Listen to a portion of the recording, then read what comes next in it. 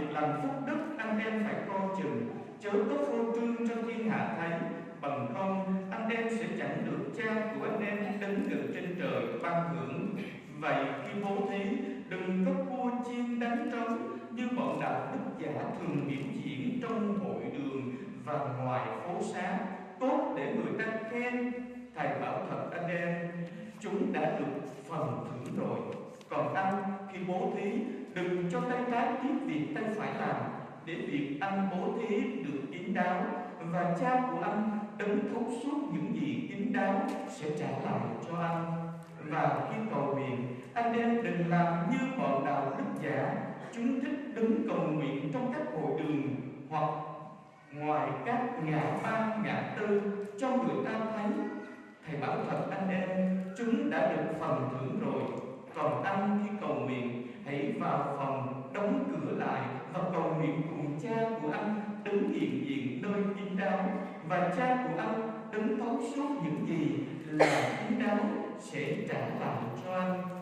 Rồi khi ăn chay, anh em chớ làm bộ rầu rĩ như bọn đạo đức giả, chúng làm cho ra vẻ thiểu não để thiên hạ thấy là chúng ăn chay.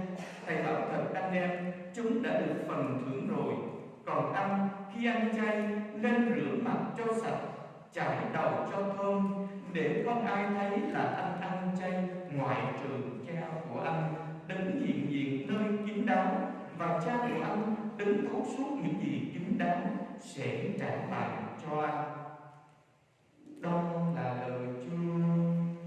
Lạy Chúa Kitô, ngợi khen Chúa. Kính thưa quý bạn chị em và cộng đoàn thân mến, mùa chay mời gọi chúng ta không ngừng sám hối và ăn năn. Và bắt đầu 40 ngày mùa chay được khởi đi từ thứ Tư lễ Tro hôm nay. Và khi chúng ta đến và bước lên trên bàn thờ này, chúng ta nhận lấy tí tro ở trên đầu, nhằm hiểu rằng chúng ta được mời gọi sám hối và ăn năn. Sám hối và ăn năn không gì khác hơn đó là thay đổi cuộc sống, thay đổi tâm tình, thay đổi con người trong cũng như ngoài nơi chính bản thân của chúng ta. Và hơn bao giờ hết, 40 ngày chay được khởi đi từ thứ Tư lễ Tro hôm nay, và giáo hội mời gọi chúng ta đọc bài tin mừng này, gợi lên cho chúng ta 3 việc đạo đức cần thiết trong 40 ngày chay tịnh này. Việc đạo đức thứ nhất đó là cầu nguyện. Việc đạo đức thứ hai đó là ăn chay. Việc đạo đức thứ ba đó là bố thí, hay còn gọi là làm việc ban ai.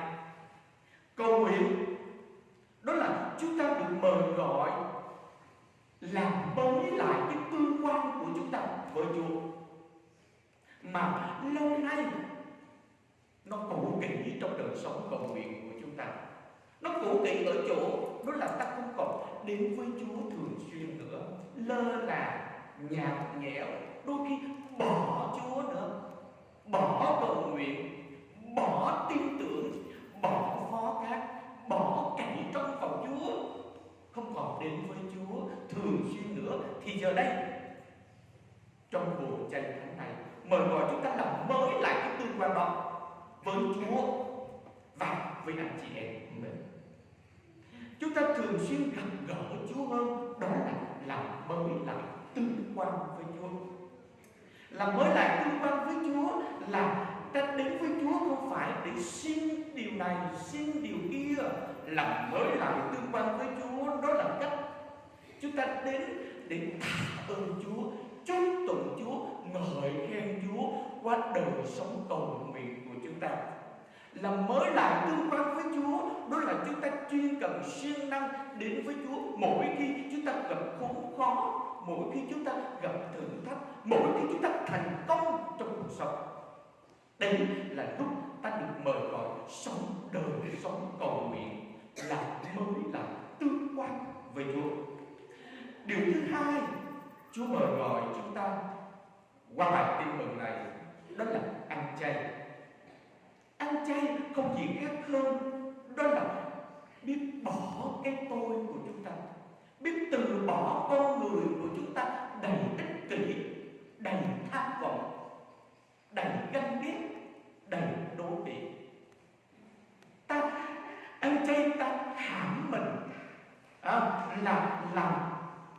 con người của chúng ta đầy tràn lòng yêu thương. Ăn chay là bớt đi những tiện nghi, những nhu cầu không cần thiết trong cuộc sống của chúng ta. Ăn chay nghĩa là chúng ta dám sống lời Chúa mời gọi chúng ta, yêu thương kẻ thù, làm ơn cho những người ghét chúng ta, xét đoán chúng ta, chỉ trích chúng ta, chê bai chúng ta.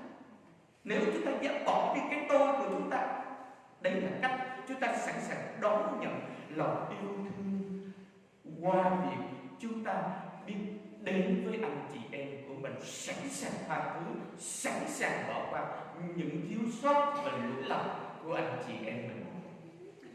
Và cuối cùng đó là việc bố thí, hay nói khác hơn đó chính là việc làm bác ái.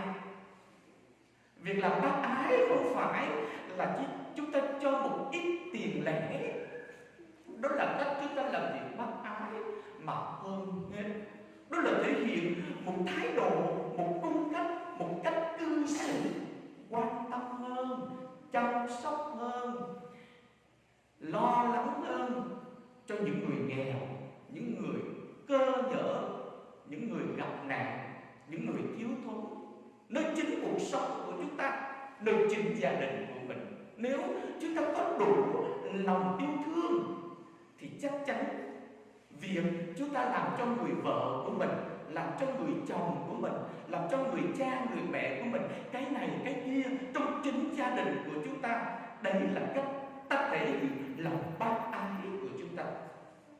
Một sự diện chính sự lành. Cái điều đó người chồng của chúng ta nói, điều đó người vợ của chúng ta nói, ta bực mình dữ lắm chứ, ta khó chịu dữ lắm chứ, nhưng ta nhịn. Ta nhịn để làm gì? Để ta được, chứ không phải là mất. Ta được người chồng của chúng ta, ta được người vợ của chúng ta, ta được những người con của chúng ta. Nếu chúng ta cũng hùng hổ lên, nếu chúng ta cũng bực mình, chúng khó chịu với người chồng của mình, khó chịu với người vợ của mình, là ta mất, chứ không phải là ta được. Mất trong tương quan giữa vợ với chồng, mất trong tương quan giữa cha mẹ với con cái, mất trong chính sự gần gũi với nhau, sự chia sẻ với nhau. Ta mất lòng yêu thương và ta mất lòng bao dung nơi chính cuộc sống của chúng ta. Đấy là ta mất, chứ không phải là ta được. Vậy thì ta sẵn sàng chịu thua, chịu thiệt, chịu nhịn người chồng của mình, ta sẵn sàng chịu thua, chịu thiệt, ta nhịn người vợ của mình, ta sẵn sàng chịu thua, chịu thiệt để ta nhận, ta nhịn các con của mình. Đấy là ta được trong cuộc sống của chúng ta. Ước gì xin Chúa đến với chúng ta trong buổi chạy tháng này, khởi đi từ thứ tư lễ tròn hôm nay với 3 việc đạo đức điển hình, nhưng là lời mời gọi của Chúa đến với mỗi người trong chúng ta. Đâu đó có những lúc ta chưa đủ cầu nguyện, xin Chúa lấp đầy trong con tim và cõi lòng của chúng ta một sự sốt mến không đủ. Đâu đó là lúc ta chưa đủ sự ăn chay hãm mình, thì xin Chúa lấp đầy đến cuộc đời của chúng ta, đến con tim của chúng ta sự hãm mình em sang, bớt đi những tiện nghi, những nhu cầu không cần thiết trong cuộc sống của chúng ta. Đâu đó là lúc ta chưa đủ cho một đời sống bác ái chia sẻ, thì xin Chúa lấp đầy đến con tim và cuộc đời của chúng ta một sự chia sẻ, một sự chăm sóc, một sự bắt tay không cùng nơi chính cuộc sống của chúng ta nhiều hơn nữa và cụ thể hơn nữa. Với điểm sáng tin đó, với lòng tin đó, giờ đây